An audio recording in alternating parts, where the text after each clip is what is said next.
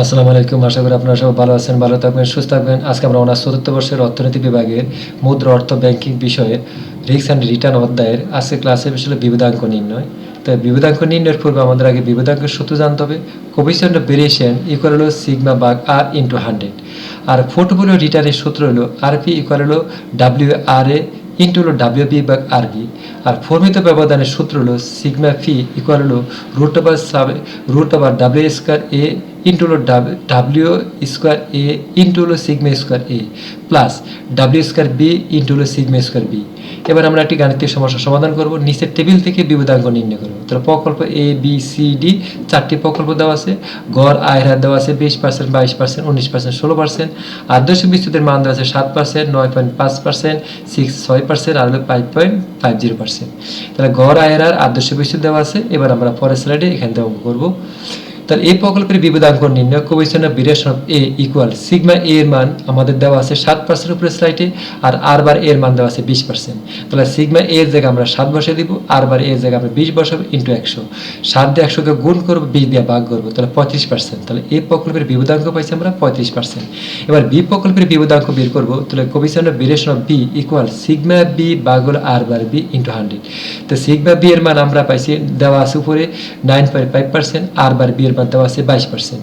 তাহলে আমরা এই সিগমা বি এর জায়গায় 9.5% বসাবো, আর বার বি এর মান 22%, 22 বসাবো ইন্টু 100। 9.50 কে 100 দিয়ে গুণ করবো, 22 দিয়ে ভাগ করবো, তাহলে 43.18% পাবো। প্রকল্প সি এর বিপদাঙ্ক নির্ণয় করবো। Coefficient of variation of C equal sigma C ভাগ আর বার সি ইন্টু 100। এই সিগমা সি এর মান উপরে স্লাইডে দেওয়া আছে 6%, আর বার সি এর মান দেওয়া আছে 19%। তাহলে এই সিগমা সি এর জায়গায় আমরা 6 বসাবো, আর বার সি এর জায়গায় 19 বসাবো ইন্টু 100।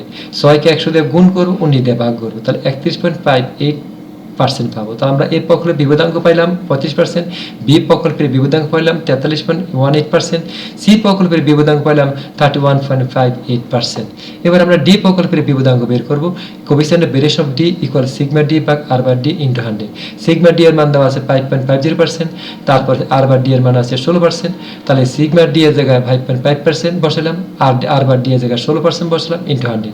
5.5% কে 100 দিয়ে গুণ করবো, গুণ করে 16 দিয়ে ভাগ করলে 34.38% পাবো। তাহলে ডি প্রকল্পের বিপদাঙ্ক পাইলাম আমরা 34.38%। 2 নম্বর একটা অঙ্ক হলো নিচের টেবিল থেকে পোর্টফোলিও রিটার্ন ও পরিমিত ব্যবধান নির্ণয় করো। তাহলে স্টক দেওয়া আছে দুইটা এ আর বি, প্রত্যাশিত আয় দেওয়া আছে 0.12, 0.18, বার দেওয়া আছে 0.40, 0.60, আর পরিমিত ব্যবধান দেওয়া আছে 0.06 আর 0.12। তা আমরা পোর্টফোলিও রিটার্নের সূত্র হলো W A by R A plus হলো ডাব্লিউ বি ভাগ আর বি। তাহলে এখানে আমরা ডাব্লিউ এ এর মান দেওয়া আছে কত, এই প্রকল্পের প্রত্যাশিত আয় দেওয়া আছে কত, তাহলে ডাব্লিউ এ সমান 0.40।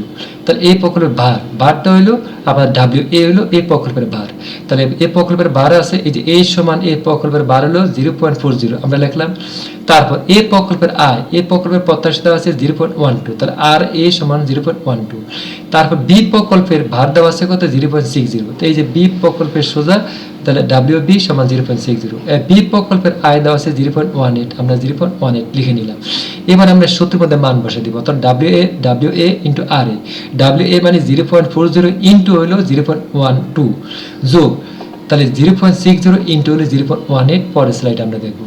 তাহলে আমরা এখানে গুণ দেওয়া দিলাম 0.40 ইন্টু 0.12 গুণ করলে হবে, গুণ করে এই গুণফলের সাথে 0.60 ইন্টু 0.18 গুণ করে যোগ করলে হবে 0.156।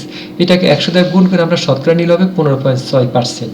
এবার আমরা পরিমিত ব্যবধান বের করব। Root over W square A into sigma square A plus W square B into sigma square B. তাহলে এই ডাব্লিউ স্কয়ারে অর্থাৎ ডাব্লিউ এর মান আমরা পাইছি কত, 0.40, আর সিগমা এর মান পাইছি 0.60, ডাব্লিউ বি এর মান পাইছি 0.60, সিগমা বি এর মান পাইছি 0.12। এবার আমরা এই মানগুলি এই সূত্রে বসিয়ে দেব। রুট ওভার এই ডাব্লিউ এর মান পাইছি 0.40, আর যেহেতু ডাব্লিউ এর স্কয়ার আছে স্কয়ার দিলাম, ইন্টু সিগমা এর মান পাইছি 0.06 আর স্কয়ার দিলাম, যোগ ডাব্লিউ বি এর মান পাইছি 0.60 আর এই স্কয়ারের জন্য হোল স্কয়ার দিলাম, ডাব্লিউ সিগমা বি এর মান পাইছি 0.12 আর স্কয়ারের জন্য আমরা হোল স্কয়ার দিলাম। এবার 0.40 কে বর্গ ভাঙাবো, ভাঙালে হবে 0.16। ইন্টু 0.06 কে বর্গ ভাঙলে হবে 0.0036 প্লাস 0.60 কে বর্গ ভাঙলে হবে 0.36 ইন্টু 0.12 কে বর্গ ভাঙলে হবে 0.0144।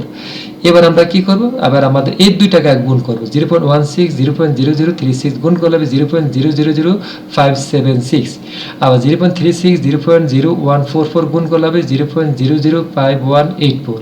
এই দুটি সংখ্যা যদি যোগ করি তাহলে হবে 0.005744। এখন এইটাকে আমরা কি করব, বর্গ করব, অর্থাৎ এই প্রত্যেকটার সাথে রুট ওভার আছে, অর্থাৎ এই সংখ্যাটার সাথে আমাদের রুট ওভার আছে, এই সংখ্যাগুলোর সাথে আমাদের রুট ওভার আছে।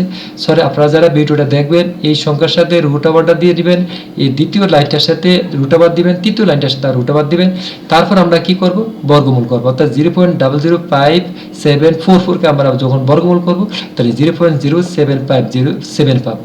এবার 0.0757 কে যদি আমরা বর্গমূল করি, বর্গমূল করার পর এটা পাবো। এবার 0.0757 কে যদি 100 দিয়ে গুণ করি 7.57% যাবে।